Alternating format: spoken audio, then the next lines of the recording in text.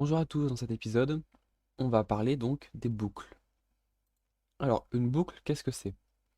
Une boucle, ça permet de répéter une certaine action. Par exemple, donc ça peut fonctionner sur différentes choses, mais on va partir de manière la plus simple. On va commencer par la boucle for. Une boucle for, qu'est-ce que c'est? Ça va décompter et répéter une certaine action un nombre de fois voulu. Par exemple, on peut dire pour. Ensuite, on dit le nom de notre variable. Par exemple, souvent, les variables dans les boucles sont appelées i. Donc on dit qu'au début, notre variable est égale à 0. Ensuite, jusqu'à quand est-ce que l'on veut que cette opération s'effectue? Donc on veut qu'on fasse la boucle jusqu'à ce que i soit plus petit ou égal à 10. Et ensuite, une fois que la boucle est finie, qu'est-ce qu'il faut faire? Donc on veut rajouter 1 à i. Et qu'est-ce que l'on fait du coup à chaque étape? On va vouloir afficher Hello World. Vous avez ici la boucle la plus simple que vous pouvez faire. Si on la lance, on voit bien qu'on a à chaque fois qu'on a 10 Hello World. Cette variable i qui est créée ici, vous pouvez très bien la récupérer après. Par exemple, dire $i est égal pour afficher le nombre de l'itération. Si on lance, on a 0, 1, 2, 3, 4, 5, 7, 8, 9. Donc là, vous vous dites, oui, mais c'est jusqu'à 10 et on s'arrêtait à 9. Parce que ici, on a dit strictement inférieur. Si on voulait que 10 soit inclus, on aurait dit strictement inférieur ou égal. Alors bon, chez vous, ça s'affichera peut-être pas de cette façon-là, mais c'est ma police de caractère qui fait que ça s'affiche de cette façon. Et donc on voit bien que maintenant, 10 est inclus. Donc au final, là on n'a pas 10 itérations, on en a 9, on en a 11 en tout, puisqu'il y a le 0 et le 10. Donc c'est pour ça que souvent, on ne met pas le égal, parce que si on en veut 10, on veut qu'en tout il y en ait 10, et pas 11. Donc avec cette boucle-là, vous pouvez faire la majorité des actions que vous voulez répéter. Quelle est l'utilité d'une boucle?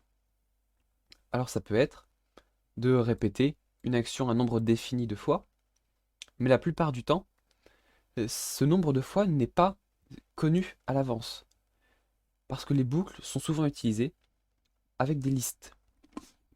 C'est-à-dire, je vais créer une liste, donc un array, qui vaut, disons, en fait une liste de prénoms, par exemple, John, Marie, Peter, Sally. Et donc on va vouloir itérer, dans le langage de programmation on appelle ça itérer, donc ça veut dire passer sur chaque élément de notre liste, plus gros comme ça, c'est mieux. On va vouloir donc itérer à travers chaque élément de notre liste. Donc pour ça, on voudrait aller du début, du premier élément, jusqu'au dernier élément. Donc on commence bien à 0, puisque si vous vous rappelez du cours sur les listes, toutes les listes commencent à 0, et on veut aller jusqu'à la taille de la liste. Alors combien d'éléments est-ce qu'il y a dans notre liste? Comment faire pour savoir? Eh bien PHP nous offre une fonction qui s'appelle count. Count, quand on la met dedans, on voit qu'elle prend en paramètre une liste ou quelque chose qui se compte et qu'elle renvoie, elle va renvoyer un nombre. C'est le nombre, ça va être le nombre d'éléments qu'il y a dans la liste. Elle renvoie un int. Donc là, on a une boucle qui commence à 0, qui va jusqu'à la taille de la liste, et à chaque itération, on rajoute 1 à ce nombre. Donc bien sûr, pour l'instant, si on lance comme ça, on a simplement 0, 1, 2, 3. Ça nous fait bien 4 éléments, ce qui est le nombre d'éléments qu'on a dans notre liste. Donc pour l'instant, notre boucle fonctionne bien. Mais nous, on aimerait pouvoir avoir chaque élément de la liste. Eh bien, si vous vous souvenez du cours sur les listes, on peut récupérer un élément particulier d'une liste en utilisant son index. On peut par exemple créer une variable élément qui sera égale à notre liste à l'index i. Donc en fait, c'est l'index sur lequel on est en train de passer. Au début, ce sera l'index 0, puis l'index 1, puis l'index 2, puis l'index 3.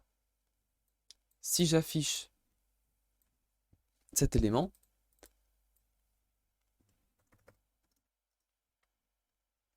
on a, je vais enlever le point d'exclamation.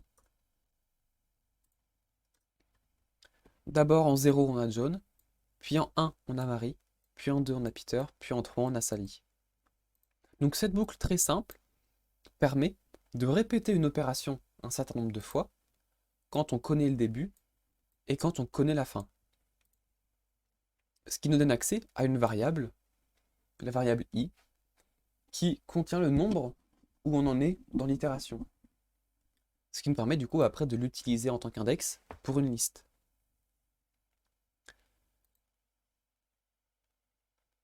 Alors, il se peut aussi que dans pas mal de cas, puisque c'est justement pour une liste qu'on veut itérer, il y a un autre type de fonction, un autre mot-clé, autre que for, qui permet aussi de faire une boucle, mais cette fois-ci qui est spécifique à une liste.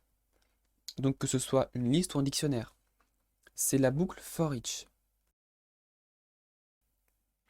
Alors for each prend en premier paramètre le nom de notre liste, donc là entre autres array. Ensuite on lui dit as, et ensuite on va lui donner le nom que va prendre l'élément dans lequel on est en train d'itérer dans notre liste. Je vais par exemple l'appeler élément. Et ensuite je vais simplement echo élément. Donc à chaque tour de boucle, on va récupérer un élément de la liste, un item de la liste, un objet de la liste, et on va le récupérer dans la variable élément. Si je relance, on a bien John, Marie, Peter, Sally.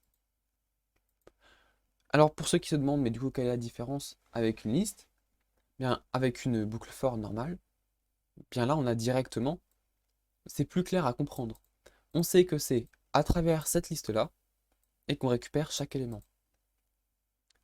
Et on peut, si on veut, récupérer l'index de l'élément en faisant cette opération-là. Ça veut dire chaque clé, chaque index, on peut l'appeler également, puis son élément. Alors là, on peut dire, hop, je vais enlever ça. On peut dire qu'on a notre variable key et l'élément. Si j'affiche, alors bien sûr là, c'est pas key, c'est index, je l'ai appelé. On a la même chose que tout à l'heure. Mais là, c'est plus clair. Là, on comprend plus facilement que c'est l'index, qu'on récupère l'index de l'élément.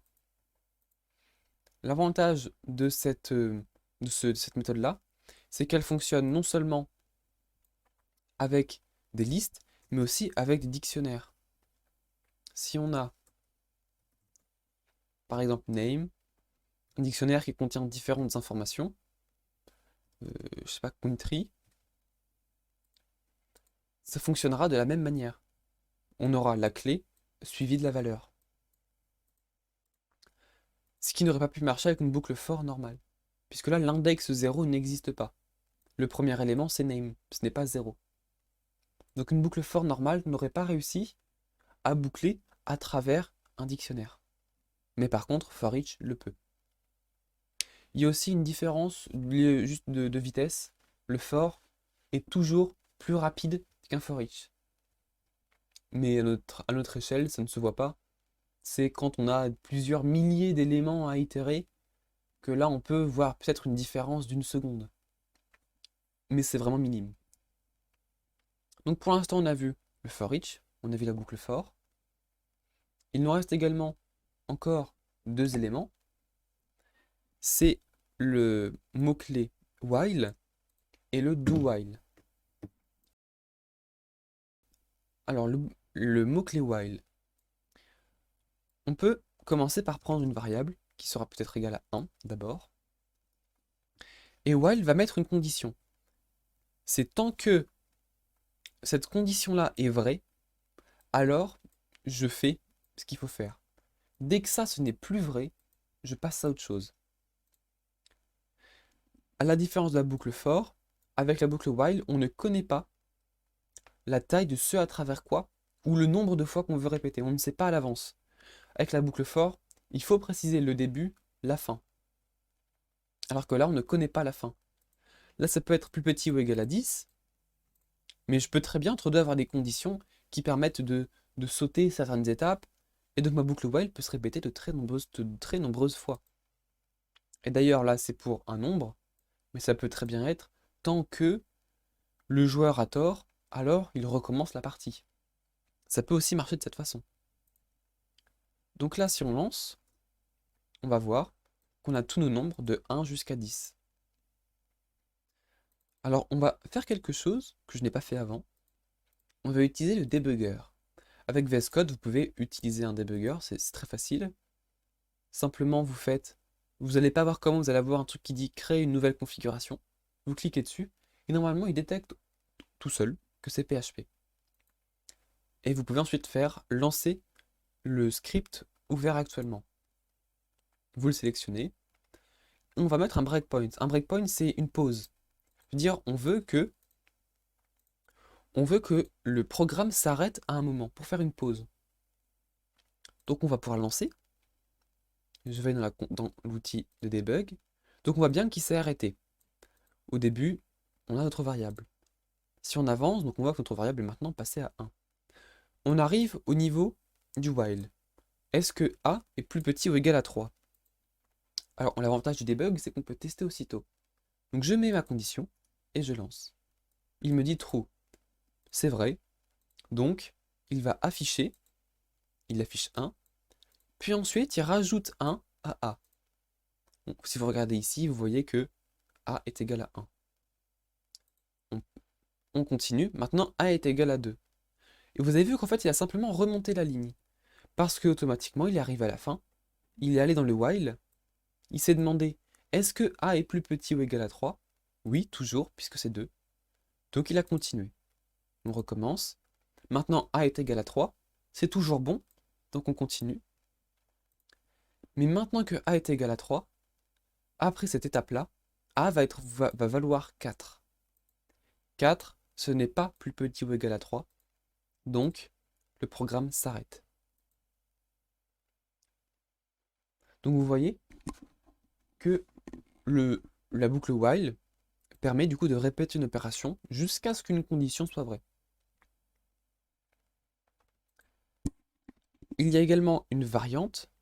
Cette fois-ci, c'est le do while.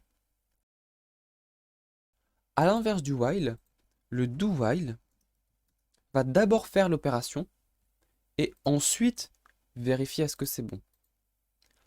Alors dans quel cas est-ce que on voit une différence?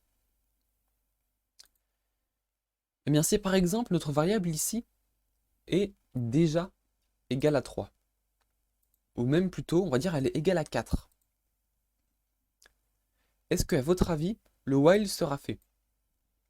Non, le while ne sera pas fait, puisque 4 n'est pas plus petit ou égal à 3. Ici on va changer, on va rajouter un echo qui dit je suis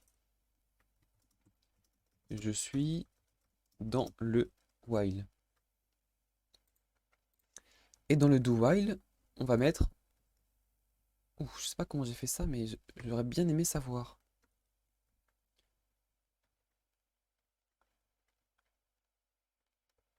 Ah, comme ça, ok. Et donc là, on va plutôt dire je suis dans le do while. Donc le while ne va pas se faire. Par contre, le do while, voyons ce qui se passe. Si on retourne dans le terminal et qu'on le lance, on voit qu'il a directement affiché 4. D'ailleurs, on va plutôt mettre ça au-dessus. Ça va être plus pratique. Donc, on relance. Et on voit qu'on ne passe pas dans le while. Le while ne rentre pas dedans, parce que la condition n'est pas vraie. En revanche, le do while, on rentre dedans. On passe quand même une fois, parce qu'au contraire du while, le do while le fait au moins une fois. Au minimum, une fois, le code est exécuté. C'est très rare d'avoir besoin d'utiliser. Ce serait très pratique de l'avoir en Python. Malheureusement, ce n'est pas le cas. Mais c'est vrai qu'en PHP pour le développement web, il y a très peu d'intérêt à utiliser le do while. Maintenant, on va voir deux mots-clés à connaître en rapport avec les boucles. C'est le break et le continue. On va revenir avec une boucle for.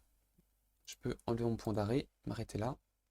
Quoique non, on va peut-être avoir besoin après, donc je vais le remettre.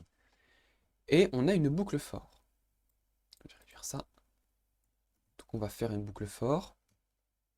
Donc de i est égal à 0 jusqu'à ce que i soit strictement inférieur à 10.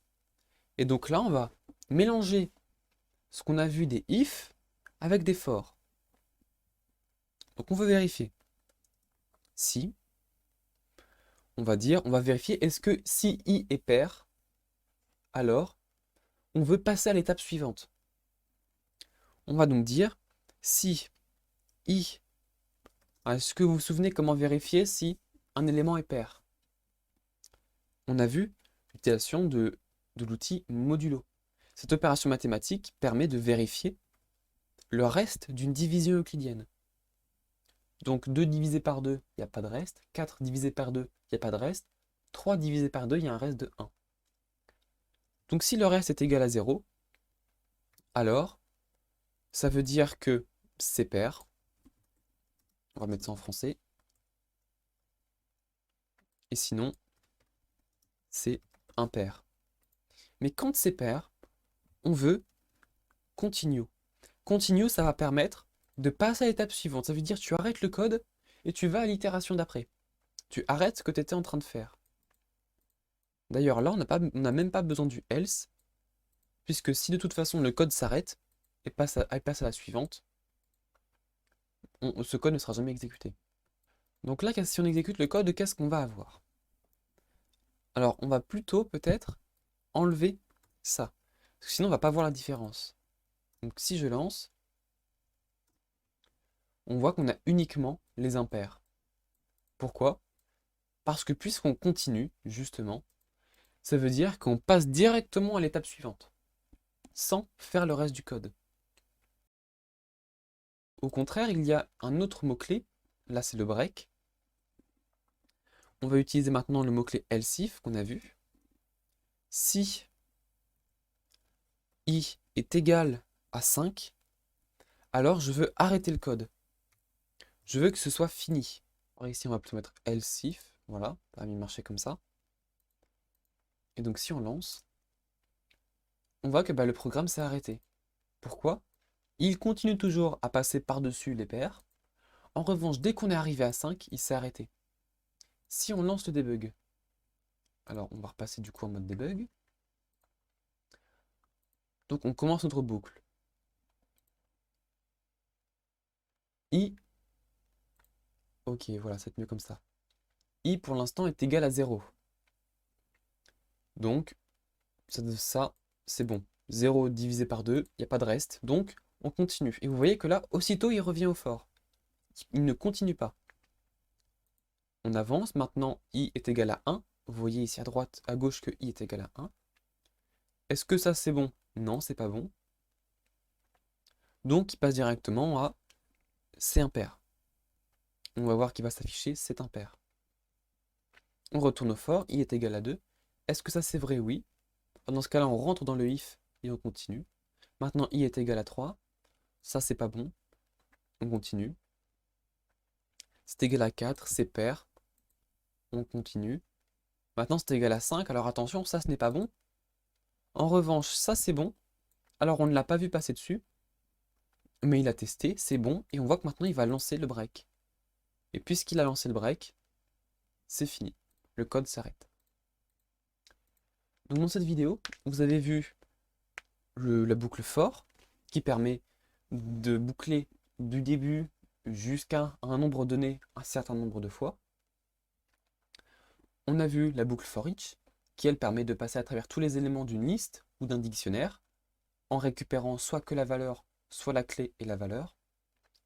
On a vu la boucle while, qui permet cette fois-ci de boucler, mais on ne sait pas combien de fois, jusqu'à ce qu'une condition soit vraie, ou plutôt jusqu'à ce qu'une condition soit fausse. Et on a vu la boucle do while qui, elle, exécute forcément au moins une fois le code et qu'il répète jusqu'à ce que la condition soit fausse.